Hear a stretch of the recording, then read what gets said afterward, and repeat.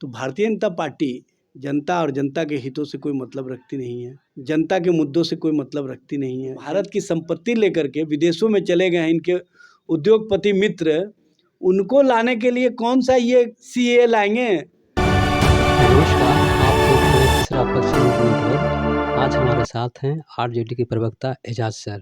आज हम जानेंगे जो अभी कानून जो भारत में लागू हुआ है सीएए, उन्हीं पर आज हम चर्चा करेंगे। सर, मेरा सवाल है आपसे कि जो सीएए कानून लागू हुआ है पूरे भारत में, आप इसको कैसे देख रहे हैं पूरे हिंदुस्तान में?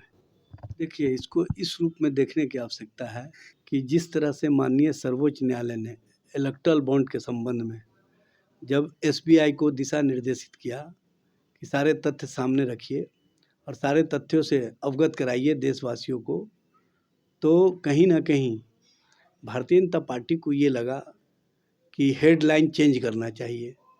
तो जिस दिन माननीय सर्वोच्च न्यायालय का फैसला आया, उसी दिन रात में इन्होंने सीएए लागू करने की बात की और हेडलाइन चेंज करवा दिया। तो भारतीय जनता पार्टी जनता और जनता के हितों से कोई मतलब रखती नहीं है, जनता के मुद्दों से कोई मतलब रखती नहीं है, जनता के रोज़गार के सवाल पर कहीं जवाब दे नहीं पाती है, महंगाई पर कोई जवाब नहीं है इनके पास, महिलाओं पर जो अत्याचार की घटनाएं हो रही हैं उसमें भाजपा के नेता और कार्यकर्ता शामिल रहे हैं, उस पर इनके पास कोई जवाब है नहीं। सबसे बड़ी बात यह है कि गरीब और गरीब होते चले जा रहे हैं और जो इनके उद्योगपति मित्र हैं वो और अमीर होते चले जा रहे हैं।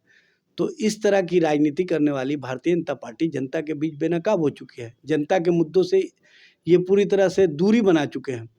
तो अब हर दिन नए नए प्रयोग कर रहे हैं। पहले धर्म और भरम की राजनीति का प्रयोग किए, जब उसमें सक्सेस नहीं हुए 22 जनवरी को कितना आडंबर खड़ा किए थे, लग रहा था कि पूरा देश इनके ही पक्ष में खड़ा है।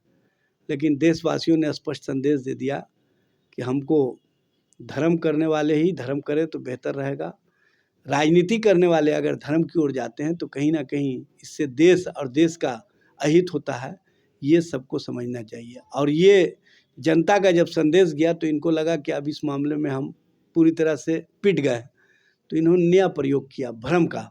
अब भ्रम के लिए जो पार्टियां अपने टेंटेड लोगों को, दागी लोगों को बाहर करने के लिए, टिकट नहीं देने के लिए तैयार बैठी हुई थी, उन सारे लोगों को भारतीय जनता पार्टी ने अपने वॉशिंग मशीन में ला करके उनको भ्रष्टाचारी से सदाचारी बनाया। आपने सुना होगा अशोक चौहान के संबंध में प्रधानमंत्री ने क्या कहा था कि भ्रष्टाचार में भी आदर्श होते हैं। उसी आदर्शवादी को आपने भारतीय जनता पार्टी में शामिल करा करके राज्यसभा भेजा। ये कौन सा आदर्श है प्रधानमंत्री जी? आपने कहा था 72,000 करोड़ के आरोपी है अजीत पवार और इसका जेल इंतज़ार कर रहा है, लेकिन 4 दिन बाद आपने उनको डिप्टी सीएम महाराष्ट्र बनाया। चक्की पिसिंग की बात करते थे, उनको आपने पूरा कैबिनेट सजा करके देने का काम किया और उनको बचाने के लिए किस तरह से एजेंसियों का इस्तेमाल कर रहे हैं ये पता चल गया सबको। तो अब आपको लगा कि भरम की राजनीति भी नहीं चलेगी, तो आपने अब दूसरा तरीका अपनाया दलों को तोड़ने का। दलों को तोड़ने पर भी जब आपको संतुष्टि नहीं मिली और बिहार से जब 3 मार्च को हमने संदेश दे दिया देश स्तर पर कि चाहे कितना भी कवायद कर लो, जन विश्वास वही जीतेगा जो नफरत के खिलाफ नौकरी और रोजगार की राजनीति करेगा। जन विश्वास वही जीतेगा जो जातीय गणना करा करके 75% आरक्षण की व्यवस्था करेगा। और आपको लगा कि बिहार से जो संदेश गया है ये देश ने स्वीकार कर लिया है, तो आप उसको फिर से नई राजनीति के तिलिस्म में कहीं ना कहीं अपना जो पिटारा से वैसा चीज़ निकालने का काम किया है जो 4 साल पहले लोकसभा और राज्यसभा दोनों से पारित हो चुका था और आपने उसको ठंडे बस्ते में डाल दिया था। जब आपको लगा कि इलेक्टोरल बॉन्ड में हम घिर चुके हैं, महंगाई के मुद्दे पर घिर चुके हैं, भ्रष्टाचार के मुद्दे पर घिर चुके हैं, नौकरी और रोजगार के मुद्दे पर घिर चुके हैं, जातीय गणना के मुद्दे पर घिर चुके हैं, गरीबों के मुद्दे पर घिर चुके हैं, हर उस मुद्दे पर घिर चुके हैं जो जनता और जनता के हित के मुद्दे हैं, तो आपने अपने पिटारे से ऐसा तिलिस्म निकाला जो आपके पिटारे से निकलते ही कहीं ना कहीं आपको ही नुकसान पहुंचाने का काम कर रहा है। किस तरह से असम के मुख्यमंत्री ने इनको धमकी दिया पता है ना आपको, किस तरह से असम में माहौल इनके खिलाफ चला गया, किस तरह से पश्चिम बंगाल में इनके खिलाफ माहौल चला गया।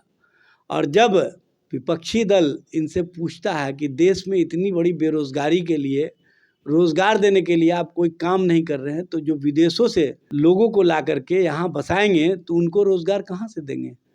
और सबसे बड़ी बात यह है कि इनको ये बताना चाहिए ना कि जो भारत की संपत्ति लेकर के विदेशों में चले गए हैं इनके उद्योगपति मित्र, उनको लाने के लिए कौन सा ये CA लाएंगे, उनके लिए कौन सा कानून बनाएंगे।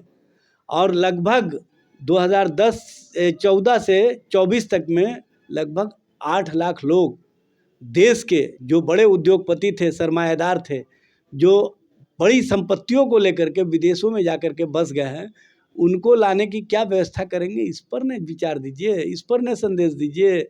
आप किस तरह की राजनीति कर रहे हैं, किस तरह का राजनीतिक आडंबर खड़ा कर रहे हैं, ये लोग समझ रहे हैं। इसलिए आपका भरम धर्म और पिटारे की राजनीति अब नहीं चलेगी। अब जनता और जनता के मुद्दे पर आप घिर चुके हैं और जनता आपको सबक सिखाने का काम करेगी आने वाले लोकसभा चुनाव में। आपने जो सवाल खड़ा किए कि जो विदेशों में जो पूंजीपति लोग इंडिया से गए हैं, उसके लिए उसका धन लाने के लिए कानून बनाना चाहिए। यहाँ तो CA कानून बना रहे हैं, लेकिन यहाँ सवाल खड़ा हो रहा है कि जो हमारे महागठबंधन के लोग हैं, विपक्षी वाले, वो इसके विरुद्ध में खड़े हैं। तो इधर से ये भी आरोप लग रहा है कि सब अपना अपना एक राजनीतिक मुद्दा बना लिया है आने वाला चुनाव को लेकर, इसलिए सब विरोध कर रहे हैं। ऐसा भी तो है सर। आखिर CA से किसको लाभ है? इसका कोई विरोध नहीं है। विरोध इस बात पर है कि आप देश में रोजगार तो दे रहे नहीं। देश से जो लोग विदेशों में चले जा रहे हैं, 8 लाख के करीब जो गए हैं, उनको लाने की कोई व्यवस्था तो कर रहे नहीं।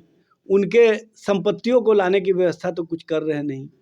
नौजवानों को बेरोजगारी के आलम में नफरत का माहौल आपने सिखा दिया है और उस नफरत में और नफरत घोलने का जो काम कर रहे हैं। अब भारत का जो संवैधानिक व्यवस्था है, जो बाबा साहेब भीमराव अम्बेडकर का संविधान है, उसमें प्रियम्बुल में ही स्पष्ट रूप से लिखा हुआ है धर्मनिरपेक्षता समाजवाद। तो धर्मनिरपेक्षता आपकी बचेगी कैसे जब आप एक धर्म विशेष को अलग करके कोई राजनीति करना चाहेंगे।